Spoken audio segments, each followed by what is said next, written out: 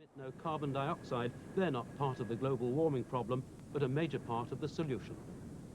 Finally, cricket. Ian Botham has made a steady start in his 100th Test match. He scored 2 quick boundaries after New Zealand claimed an early English wicket on the second day of the 3rd Test in Wellington. After 40 minutes play, England are 263 for 6, with Botham on 9 and Dermot Reeve 11 not out. And tonight's main news again. The Prime Minister has invited leaders of the main parties in Northern Ireland for talks to discuss the recent spate of terrorist killings. Newsnight on BBC2 at 10:30 tonight includes a discussion on the role of the monarchy. But that is the BBC News so far tonight. Good night.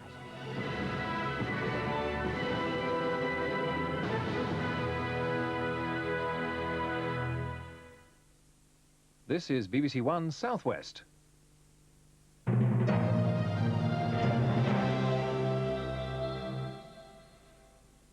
Good evening. A war of words has broken out between Devonport Dockyard and its Scottish rival at Rosyth as both bases fight for survival. Babcock Thorne, the company which runs Rosyth, today outlined its plans to secure all available work on submarines, and it criticised the recent Grove report, which said Devonport was the most efficient facility in Britain. Plymouth City Council has defended the report. I thought that Mr Grove's report made the case for Devonport and the economic argument for the closure of Devonport and the economic costs that that would bring.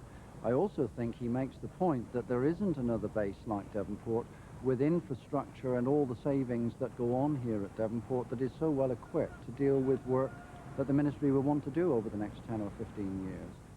Police are continuing their inquiries into the death of Devon farmer Jonathan Blackburn, whose body was found lying beside a shotgun this morning after an early hours siege at his home. Officers were called to Coombe Court Farm near Moulton Hampstead shortly after midnight, following reports that a man was threatening to kill himself. Mr Blackburn set up the highly successful Pure Meat Company. His wife and children were unharmed. Television Southwest, which is to appeal to the House of Lords against the loss of its franchise, says the hearing could start on the 17th or the 24th of February. 5 law lords will consider the appeal against the decision by the Independent Television Commission to award the licence to West Country Television. But WTV today pledged they will be on air on January the 1st, 1993, regardless.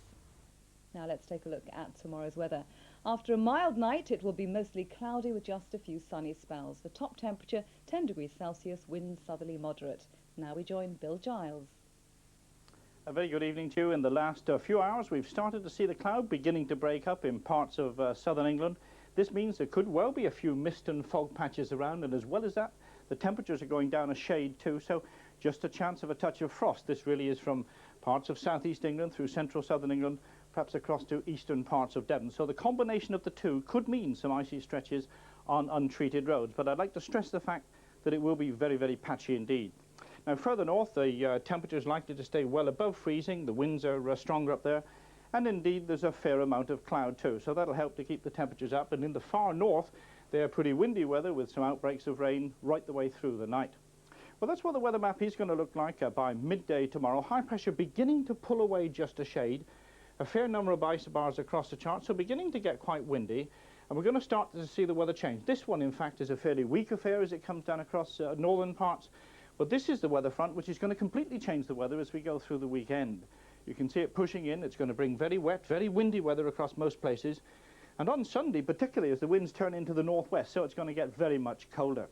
We can see that a cloud already beginning to develop off the eastern seaboard of the States.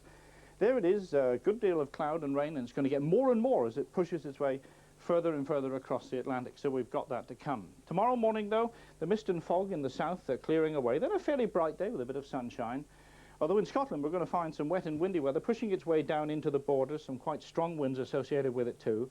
But a very mild day, as you can see, temperatures almost up to double figures in most places, 11 degrees Celsius down in the south, perhaps up in the Moray Firth as well.